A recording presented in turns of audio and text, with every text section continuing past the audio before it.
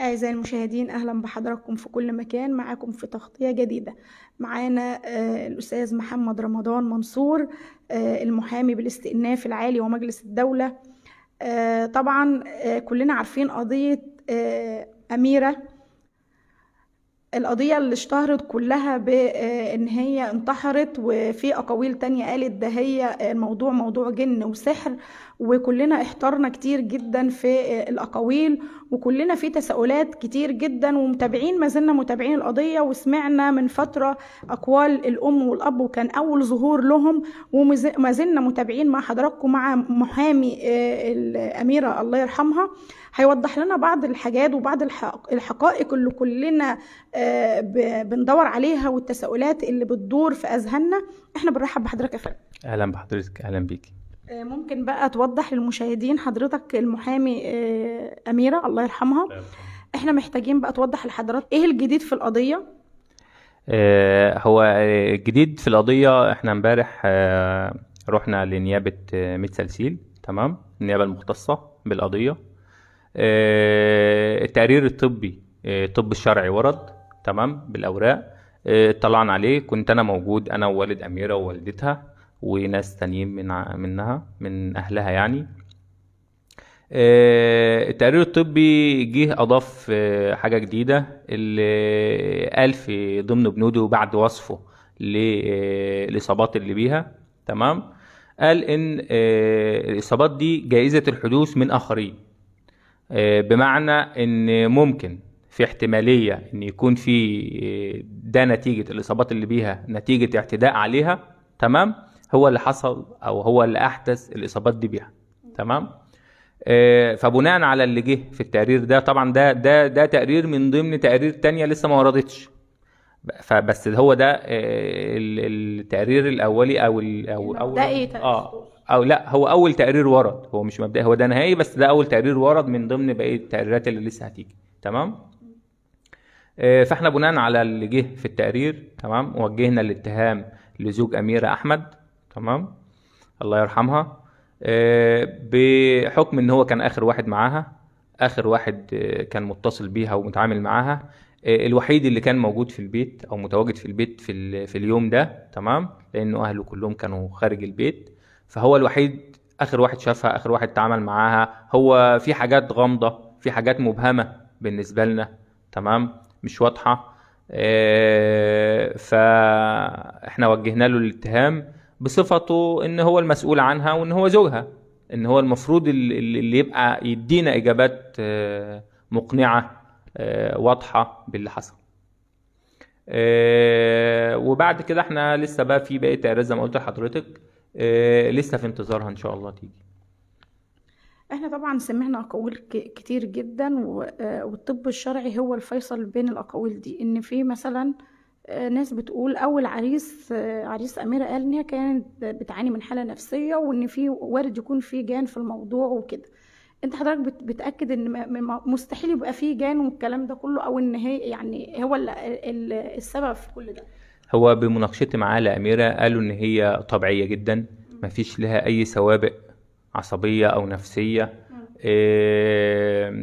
بل بالعكس مرحة، تمام، نشيطة، ذكية. يعني احنا بنتكلم في واحدة طبيعية وكلامها لا أكتر من الطبيعي شوية، إن هي كويسة جدا. فده يعني جالها بين يوم وليلة، يعني خصوصا ان الزواج ما استمرش اكتر من 3 ايام. يوم الفرح والدخلة وتاني يوم اهلها كانوا عندها بيزوروها، تمام. فكرة او نقطة الشيوخ او الشيخ اللي جالها، تمام، اللي حضرتك اتكلمت عنها واللي سمعناها قبل كده، اهلها ما كانوش يعرفوا عن النقطة دي حاجة. قالوا احنا اتفاجئنا ان هو بيقول ان هي بجيب لها شيخ عشان يعالجها ويقرا عليها، تمام. كان المفروض يجي لنا، المفروض يسألنا، كان المفروض نبقى احنا متواجدين في حاجة زي دي. طبعا ده ايه، ما حصلش. اللي مظبوط في الأوراق واللي موجود بالنسبة للتقارير والتحريات، تمام، كلها لسه ما اكتملتش بالنسبة للقضية. في انتظار طبعا تحليل الدم. أخذنا حوالي 26 عينة، أو النيابة العامة أخذت 26 عينة، تمام. من الدم اللي كان موجود في الشقة وقت الحادثة، تمام، وقت اكتشاف أميرة. لسه دي كل ده في التحليل، لسه ما وردش. برضو النيابة العامة مشكورة، أخذت عينات من تحت أظافر أميرة، تمام، رجال الطب الشرعي والطب الجنائي أخذوا عينات من تحت الأظافر. لسه برضو النتائج بتاعتها لسه ما وردتش لينا، تمام. التحريات النهائية للمباحث لسه برضو ما جاتش بالأوراق وما اتسألتش. احنا طلبنا، كان لينا طلبات برضو امبارح بعد إضافة الاتهام، إن احنا وجهنا الاتهام لأحمد زوجها. كان لينا طلبات اللي هو استعلام من شركات المحمول الأربعة عن المكالمات اللي وردت لأحمد زوجها في الفترة الزواج اللي استمرت 3 أيام وحتى تاريخ الواقعة، تمام، ونص المكالمات دي وبرضه بالنسبة لأميرة، تمام. كل ده لسه طبعا ما زال في مرحلة التحقيقات وجمع الأدلة، والله المستعان إن شاء الله نقدر نجيب حق أميرة بإذن الله. في تساؤلات كتير من بعض الناس دلوقتي بيسألهم، وفي أقاويل مختلفة. زوج أميرة حاليا موجود في مصر ولا هو سافر خارج مصر؟ والله على حد معلوماتي إن هو لسه متواجد في مصر، يعني أنا مش متأكد من المعلومة دي فعلا، بس اللي أنا أعرفه لحد دلوقتي إن هو متواجد داخل مصر. يعني في أوقات احنا برضو من ضمن إن احنا وجهنا ليه الاتهام على أساس إن هو يبقى تحت عينين رجال المباحث، تمام، إن يعني نقطة زي دي تبقى مستبعدة. يعني إيه؟ يعني نقفل عليه الدايرة شوية، إن هو لو جد في الأوراق حاجة ظهرت، تمام، تدينه بشكل قاطع، تمام، ما يقدرش إن هو يهرب بره مصر. ولكن عشان نوضح للمشاهدين ان زوج أميرة الله يرحمها مش مدان بشكل رسمي، هو مجرد يعني شكوك لحد الآن. لحد الآن، لحد ما يظهر الحقيقة، تمام. لحد الآن دلوقتي لسه ما فيش اتهام بشكل رسمي أو بشكل واضح ليه.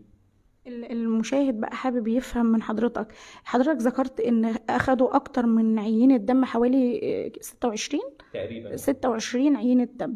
السبب ايه؟ يعني المشاهد، احنا ما نفهمش في الحاجات دي، المشاهد حابب يفهم ليه اخدوا 26 عينة دم من أميرة.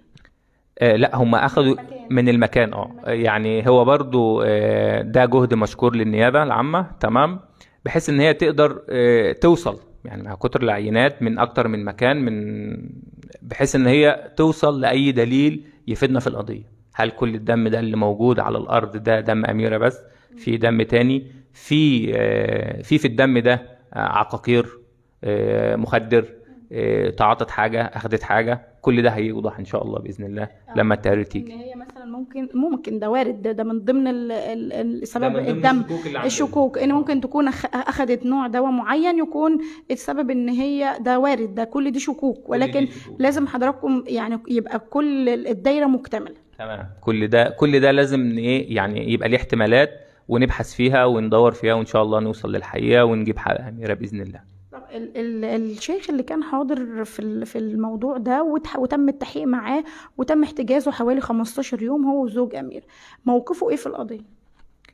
هو يعني الكلام اللي اتقال ان هو كان زوج أميرة أحمد التجأ إليه لما لقى أميرة في حالة سيئة نفسيا أو عصبيا مش متزنة، فإن هو شيخ بيعالج بالقرآن وجابه عشان يساعدها أو يقرأ عليها أو أيا كانت الطريقة، تمام.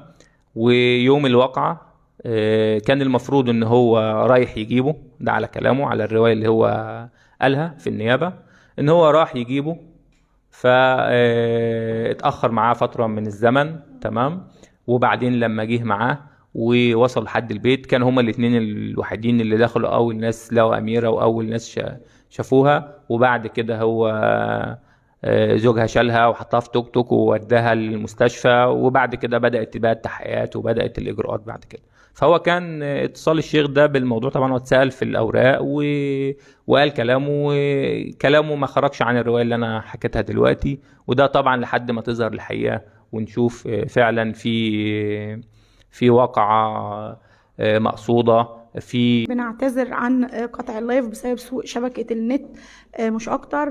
وما زلنا معاكم مع محامي المرحومة أميرة شهيدة أو عروسة الجمالية اللي اتعرفت بعروسة الجمالية، وفي بعض الأقاويل قالت عروسة الجن وأقاويل مختلفة كتير جدا. احنا كنا مع الأستاذ محمد وكان بيوضح حقيقة اللي حصل لعروسة الجمالية اللي بعد 3 أيام من زواجها اتعرضت لحادث، وكان الموضوع أثار ضجة كبيرة جدا على مواقع التواصل الاجتماعي وأثار غضب كل الناس وبعض التساؤلات، اللي يقولوا مش معقول إن هي تنتحر، واللي يقول مفيش حاجة اسمها جن إن هو يأذي حد بالدرجة دي. في حقائق كتير اتقالت وراحت المستشفى، وبعد 20 يوم وبعد ما إن هي فاقت رجعت حالتها اتدهورت تاني وتوفاها الله. دي اختصارا للي حصل لعروسة الجمالية. والدتها ووالدها ظهروا وقالوا احنا بعد يعني رفضهم فترة طويلة جدا وفترة اثناء مرض بنتهم والتعدي عليها كانوا رافضين الكلام، ولكن بعد وفاتها ظهروا بأقاويل واحدة جدا وبكل الاتهامات بتشير لزوجها الله يرحمه. احنا معانا محامي أميرة والاستاذ محمد رمضان منصور. احنا بنرحب بيك تاني وبنعتذر طبعا للمشاهدين ان اللايف قطع. حضرتك كنت بتقول سريعا كده ان احنا منتظرين ايه؟ هو احنا دلوقتي استكمالا للكلام اللي احنا قلناه تمام، في انتظار ورود باقي التقارير الطبية تمام، لتحليلات الدم الخاصة بالدم او العينات اللي اتاخدت من شقة أميرة بعد الواقعة مباشرة في حوالي 26 عينة تقريبا تمام. لسه برضو منتظرين نتيجة التحليل تحت الأظافر تمام. برضو في عينات اتخذت من تحت أظافر المرحومة أميرة بعد الواقعة مباشرة. كل ده لسه في مرحلة الايه، لسه في مرحلة البحث. لسه هستأذن حضرتك توضح للمشاهد ليه الدم 26 عينة وليه العينات اللي تحت الأظافر؟ ده طبعا جهد مشكور من رجال النيابة العامة تمام في 100 سلسيل. 26 عينة يعني ايه، بغرض ان احنا نوصل لأي حاجة تفيدنا في الموضوع تمام. هو العدد كبير بس عشان نوصل للحقيقة نشوف في عينات تانية لحد تاني موجود في المكان، ان العينات دي فيها هتظهر نتائج التحليل بتاعتها ان في الدم في مواد مخدرة او تعاطت اي ادوية او عقاقير اثرت على تفكيرها او اثرت على ادراكها تمام. برضو العينات اللي اتاخدت من تحت الاظافر ده طبعا حاجة جديدة تمام بالنسبة لنا، بس ده كل ده بغرض ان احنا نوصل للحقيقة، بحيث ان هي لو حصلت مشادة بينها وبين اي حد اتهجم عليها في فرض ان حد اعتدى عليها تمام هيكون واضح ان شاء الله. يعني تقرير الطب الشرعي او تقريرات الطب الشرعي اللي منتظرها هتكون بدقة كبيرة جدا، بحيث تكون الفيصل لو هي فعلا اذت نفسها او هتظهر ان كان في طرف تاني وتالت يحاولوا ان هم يتعدوا عليها والسبب في الجريمة دي. ان شاء الله هيكون ده بقدر كبير هيوضح لنا حقائق تمام. طبعا مع باقي الحاجات اللي احنا قلنا في انتظارها اللي هي طبعا تحريات المباحث النهائية والمكالمات، تسجيل المكالمات النهائي تمام الخاص بزوجها وبخاص بيها تمام.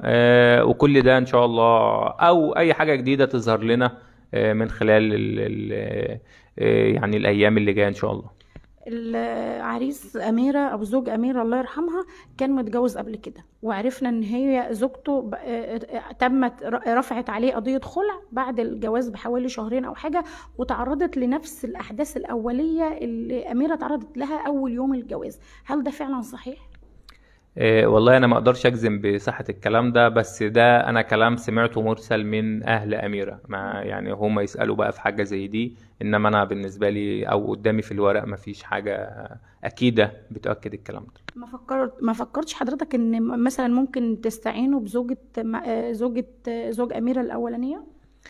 والله لو النيابة العامة شايفة إن في داعي أو في جديد هنضيفه، أو هي عندها معلومة جديدة يا ريت تتقدم بيها، أو لو فيها هي عندها أي معلومة هتفيدنا في القضية يا ريت تتقدم بيها هي، وإحنا في انتظارها، والنيابة موجودة نفسها توصل للحقيقة بس عشان نوضح للناس ونوضح للجمهور. الأميرة تعرضت لجرح أول يوم الزواج، وده كان بكلام والدتها وأهلها. تمام. في دكتور تم إجراء عملية لها جراحية، هل الطبيب اللي عمل العملية دي تم التحقيق معاه؟ اه بالفعل تم سؤاله في الاوراق، تمام، وادلى بشهادته وادلى باللي حصل بالظبط، وبرضه جه التقرير الطب الشرعي قال الكلام ده واكد على ان في جرح موجود، تمام، وتم معالجته، وده مثبوت في الاوراق.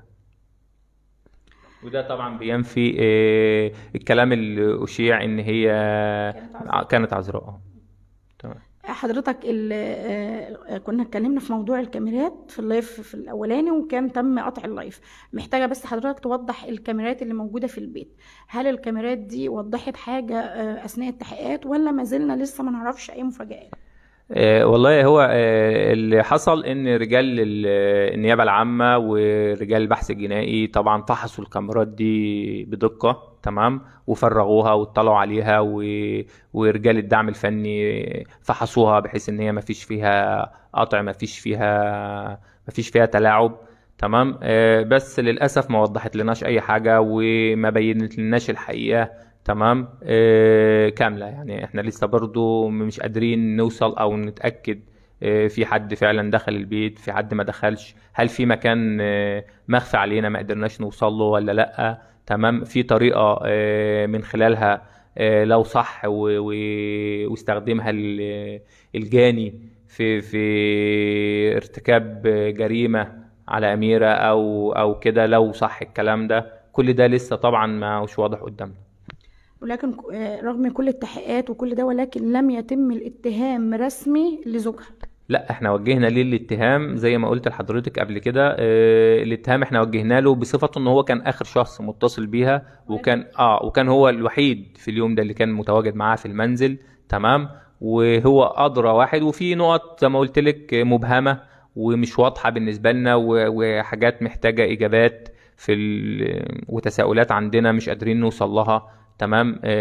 فهو اكتر واحد عارف الاحداث دي، وايه اللي يخلي بنت 19 سنة عروسة على كلام اهلها زي ما احنا قلنا قبل كده، يعني متزنة عقليا، كويسة جدا، توصل للمرحلة دي. معنا مش قادرين نفهم ان ثلاث ايام ما لحقتش ان هي تتخانق معاه او لا، ده الواقع حصلت في اليوم الثالث، فمش قادرين برضو نوصل للحقيقة، ففي حاجات كتير مبهمة، وبرضو خشية من مسألة زي ما انت قلتي ان هو يكون سافر او ما سافرش لحد انتهاء التحقيقات، كل ده برضو يعني ايه في الحسبان ان شاء الله. لسه لم يتم التأكد هل هو سافر او لا؟ لا، ما عنديش معلومة اكيدة عن الموضوع، لا. لكن عشان المشاهد يكون عارف، احنا لسه لم يتم إدانة زوج أميرة، هي مجرد اتهامات موجهة له. لا، هو لم نوجه ليه اتهام مباشر او صريح بالارتكاب الواقعة او بالفعل او بالقتل، كل ده لا لا، لسه في انتظار باقي التقارير زي ما قلت لحضرتك، تمام. واللي هتبينه لينا بقى ان شاء الله. ان شاء الله. عاوزين حضرتك توجه كلمة أخيرة للمشاهد اللي بيسأل أسئلة كتير ومستعجل، والمفروض يحصل ويحصل، ويعني هم معتقدين ان الموضوع لازم يتم بسرعة.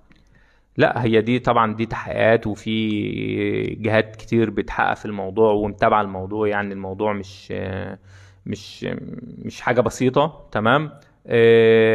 وكل حاجة لازم هتاخد وقتها، تمام. التحقيقات بتاخد وقتها، التحريات بتاخد وقتها، تمام. عسى ان احنا نوصل لحاجة مخفية علينا كلنا، تمام. ان شاء الله ربنا يقدرنا ونجيب حق أميرة او نوصل للحقيقة عشان اهلها يطمنوا، وعشان برضو نوصل للناس كلها ان بلدنا فيها قانون، في كل واحد يقدر ياخد حقه.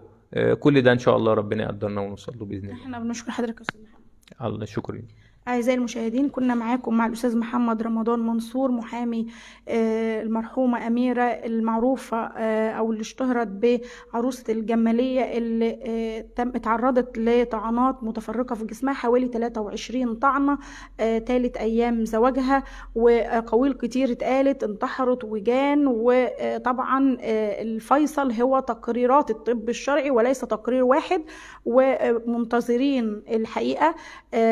زي ما الأستاذ محمد رمضان ذكر إن زوجها مفيش أي إثباتات تدينه إن هو فعل شيء منعا للقيل والقال، أو إن إحنا نتهمه اتهام رسمي، ولكن هي تم اتهامه مبدئيا لسبب إن هو آخر واحد كان موجود مع أميرة، وبحيث إن هي عروسة 3 أيام، يعني مفيش سبب لكده. هو الحقيقة عنده هو اللي هيوضحها، لا أكثر ولا أقل.